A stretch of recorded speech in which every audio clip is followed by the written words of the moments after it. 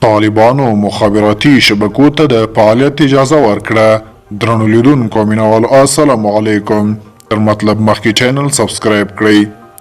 د افغانستان د مخابراتو او معلوماتي ټکنالوژي وزارت چارواکي وایي چې په ډیری هغو ولایتونو کې چې وسلوالو طالبانو د مخابراتي شبکو فعالیت ته اجازه نه ورکوله، مخابراتي شبکې فعالې شوې دي.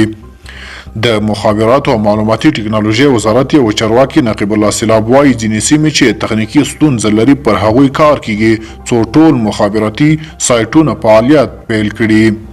وسلوالو طالبانو د هیواد په ډیرو لرې پرتو سیمو کې مخابراتي شبکو ته د فعالیت محدود اجازه ورکوله او د شپې لخوا په ډیرو سیمو کې مخابراتي شبکو کار نه کاوه.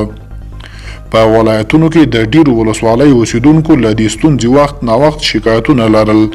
د ننګرهار د شیرزاد اوسیدونکی حکمت الله وایي له تیرو څو کلونو راهیسې په یاده ولسوالۍ کې مخابراتي شبکې سم فعالیت نه لري. دی وایي ان د شپې له مخې په پوره توګه غیر فعالې وي او په خبرې د ورځې کبهي کار هم کاوه په لوړه سطحه. نوموړی وایي اوس مهال په یاده ولسوالۍ کې په سمه توګه مخابراتي شبکې فعالې دي. په ورته مهال د لغمان د لیشنګ اوسیدونکي عبدالحق هم وایي له دې ستونزې کلونه وکړېدل، خو په خبرې اوس شبکو فعالیت پیل کړی دی.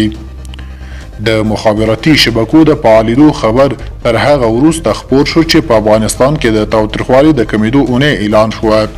په دې یوه اونۍ کې به د افغانستان حکومت هلته میش بهرني ځواکونه او وسلوال طالبان پر یوه او بل بریدونه نه کوي. د تاوتریخوالي په کمیدو د افغان ولس هیلې نورې هم زیاتې شوي او وایي هیلهمن شوي چې ژر د اوربند پریکړه هم عملي شي او پرته له جګړې ژوند ترسره کړي. تر بیا ښې چارې.